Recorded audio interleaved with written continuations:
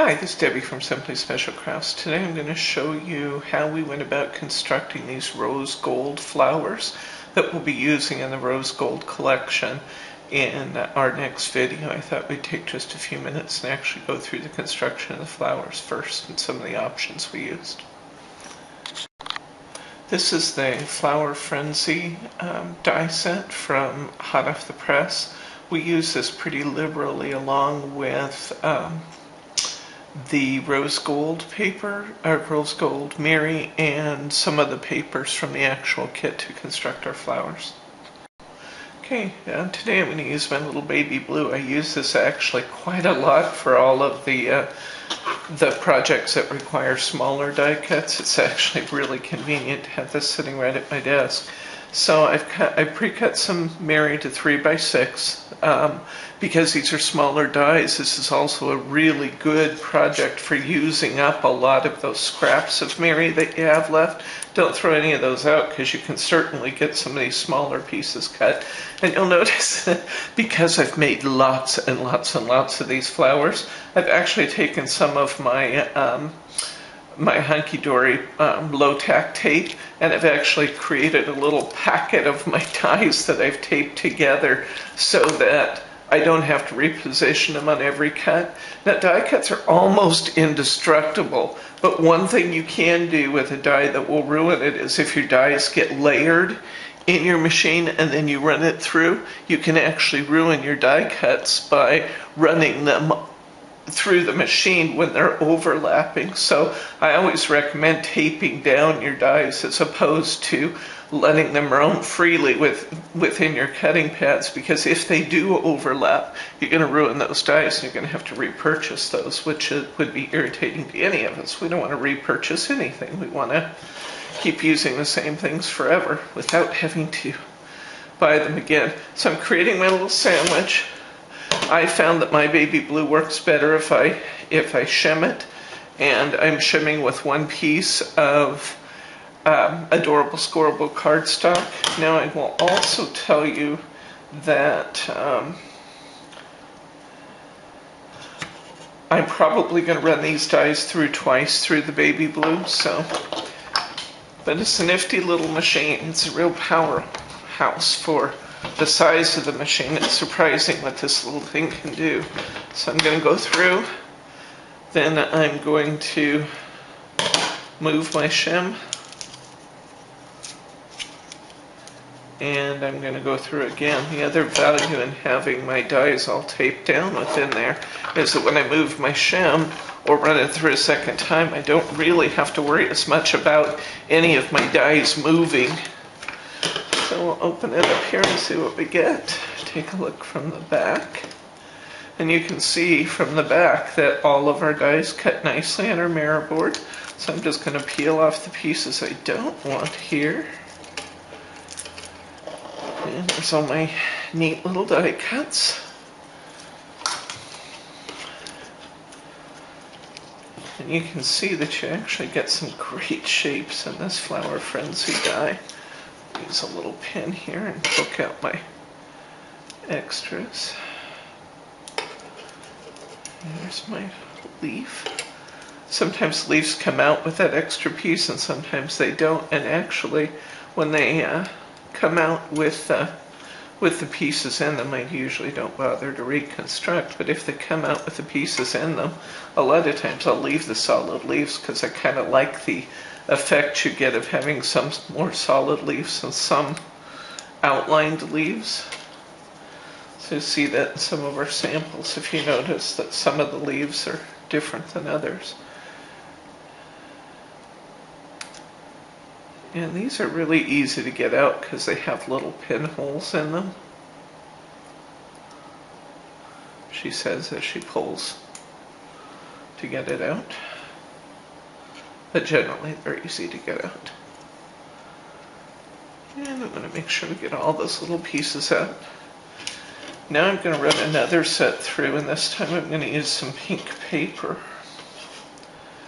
because we're making, it's actually kind of an orange paper, but we're making all kinds of flowers. So I'm going to run another pass through. Now often with paper, as opposed to Maryboard with a paper, I often don't need to shade. Let's just run it through one time and see what we get. Oops. Position that a little higher.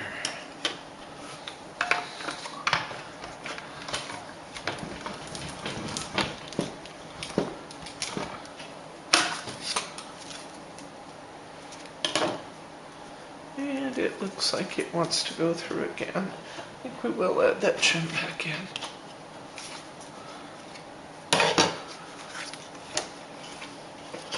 You can see that my cutting pad's beginning to warp a little bit. That's not really a problem. What I do recommend that you do with the cutting pad, so to continue to ensure that you get a good cut, flip them back and forth. So I'm actually going to flip that one over and cut on the back side. And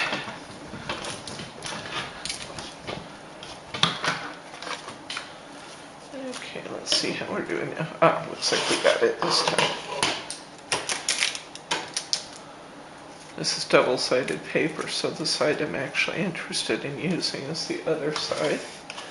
And we got all of these little pretty flowers cut now.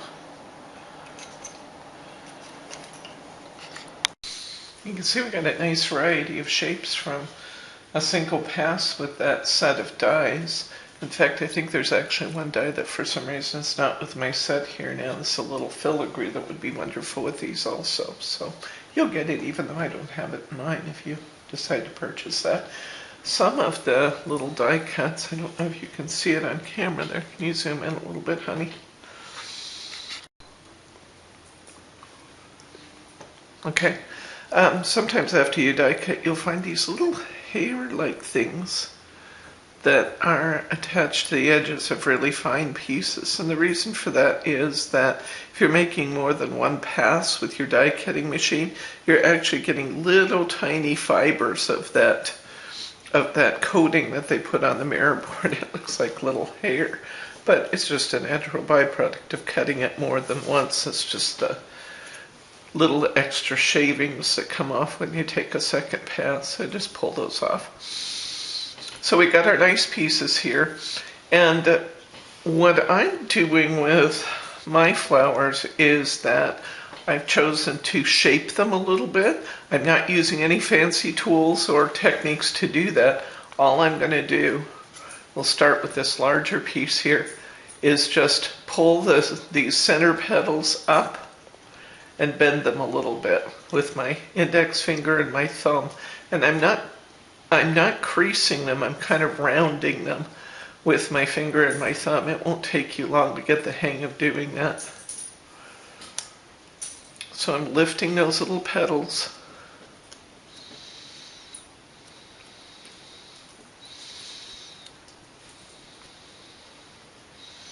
Just to add some nice texture to my flower. And you can see we actually get quite a bit, especially when we're on this mirror board. It really shows where you move something up. So then you just got to make some choices of which flower petals you want to use. We'll use this one next.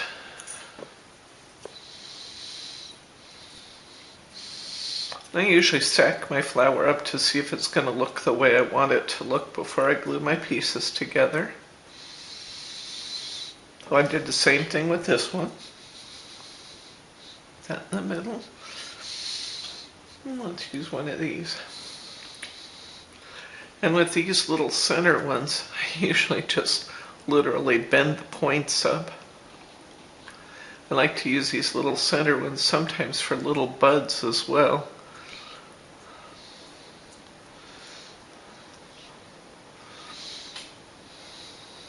So you can see there what I've got. I'm going to add a little center to it. These happen to be the one to scrap, say it with bling rhinestones. You could use about anything you want. You could use rhinestones, pearls. You could just put a little bit of extra glitter there in the center. I like the way the blue looks with with this kind of rose copper color material. And there's my flower. So I think we'll go ahead and glue that together. For gluing, I'm using this Cosmic Shimmer glue. You'll see me use this interchangeably with the tattered lace detail glue. So this has just a very thin applicator tip. Okay, so these Cosmic Shimmer bottles have this fine applicator tip. You just cut off as much as you want. Clear my point a little bit more.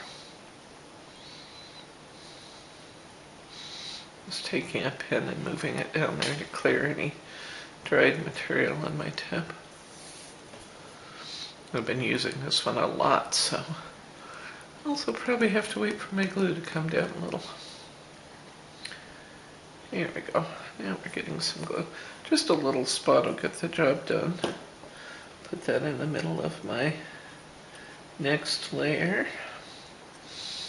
And I'll try to kind of alternate the points to the point that I can.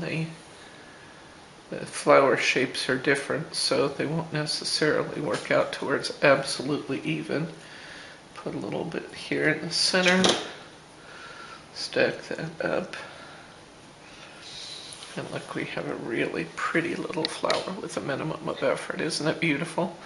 Now I did some of these in just the mirror finish that we're looking at here. The next one we do, let's construct one where I'm actually, well, let's layer the colors next. So here's our first one. Next, let's take one that's mixing the colors up a little bit. So I'm going to use some of our paper from our kit. I'm going to do shaping just the same way. All I'm doing is using my index finger and my thumb. This process made Brittany nervous. She thought she would tear the paper. The paper's tougher than you think. And if you want to get a nice curl to it, you kind of got to pull on it a little bit. But you can do that. And the mirror board is surprisingly flexible, so not as flexible as that paper was, but you can get a nice curl to your petals.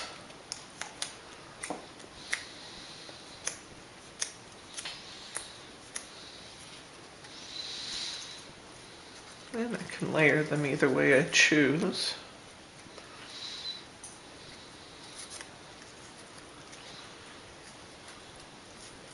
I still want most, well, let's see. Let's try this. I still want mostly mirror board showing, but I want that little bit of extra color in there too.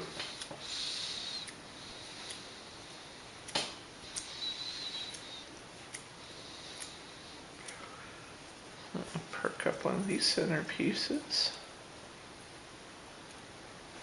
Drop it in. I can obviously fix this when I glue it too, just to get a feel for what I'm getting together here. A little different centerpiece. And I still think I'll put a rhinestone in the center.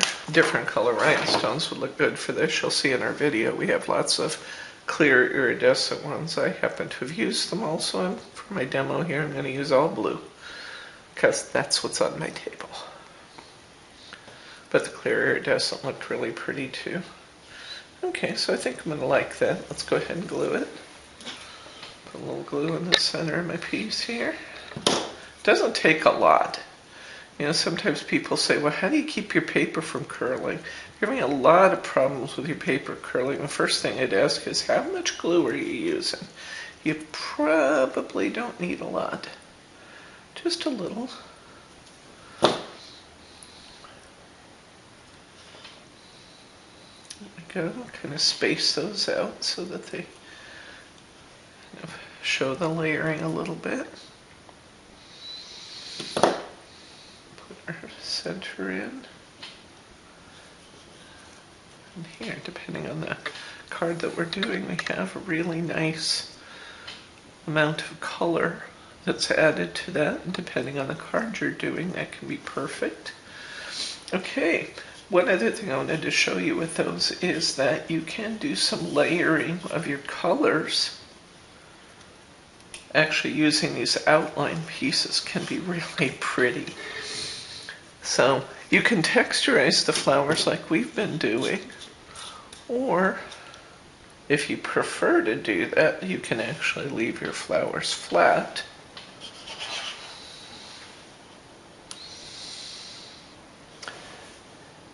And you can still end up with some great effects. So that's another option. Now I wondered what would happen if I ran some paper through an embossing folder and then cut these out.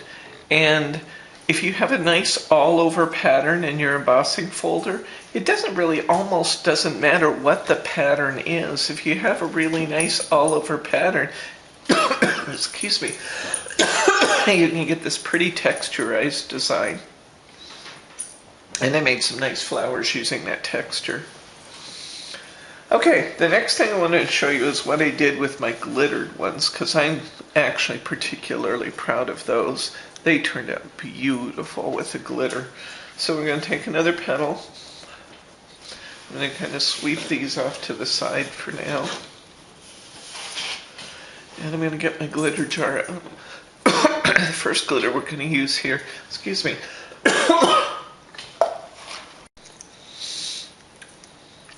Okay, so we'll perk our little petals up here. And then I'm going to use a glue pen. This happens to be a little bit heavier nib. I'm sure we have some kind of glue pens available in the store. If we don't have this particular one, I'll suggest one that we do have. And I'm just going to go around here, and I'm going to add glue to all of these outer ruffles. And then I'm just going to put a little splash of glue on the petals themselves. You can use as much as you like of the glitter. The nice thing is that the mirror will still show. So I'm going to put a little splash on the petals here too. It doesn't have to be perfect. In fact, imperfect tends to work really nice with things from nature. And I'm just going to sprinkle a little of my glue, or my glitter, over my glue. I'm just going to let that sit there for a second while I do my next petal. Let's see. Let's do one of these.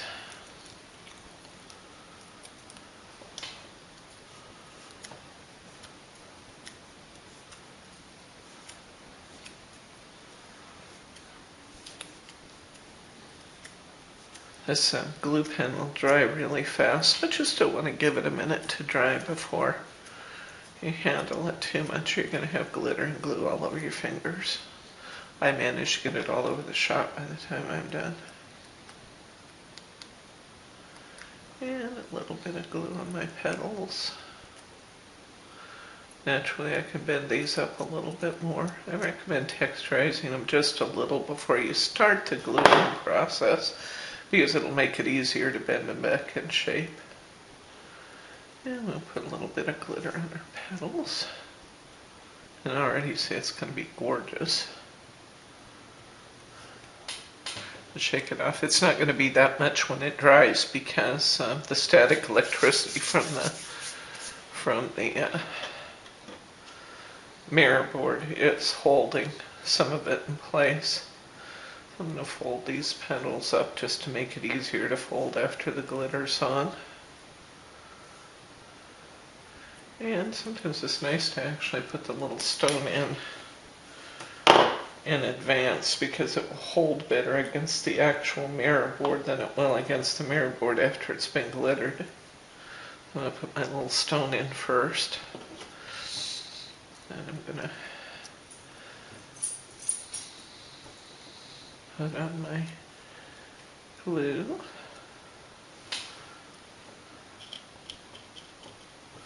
Okay, and I want to do some leaves too. I said sometimes I'll leave the leaves, the little cutout piece in if it's already there, and sometimes I'll take them out. Whatever you want to do. I'm going to come on down my stem a little bit and catch a little glitter there also.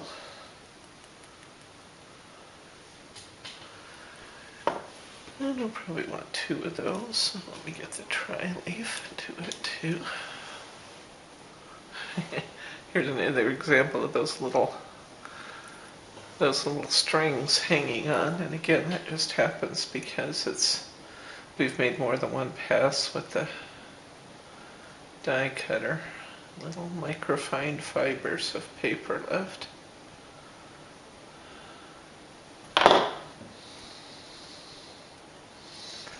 Boy, I think these are so pretty. Oh, I put glitter on it. I see more fibers. And more fibers. And more fibers. There we go. Alright. Let's see what we're getting here. Oh! That's something I do a lot of. That's why I should always put the cap back on my glitter. If Brittany was here, she'd be telling me to do that because I'm kind of known for doing that. Well, let's see how we're doing here. Dig up my first one. And I'm using this tool I really recommend. We have these in the store. This is a glitter brush. And it's like a very fine paintbrush, or like 1-inch paintbrush. But it's got super fine little ends to it. You can also use a big makeup brush for this purpose, a clean new one of course. But a makeup brush works well for getting all the extras off too. But look at that little tint of glitter we have everywhere now. That's beautiful. Okay, let's try our next piece. Oops.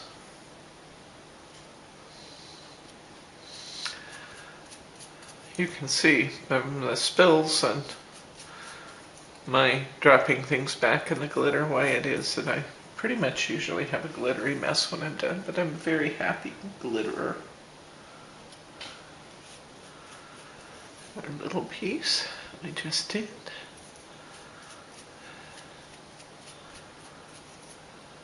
Beautiful.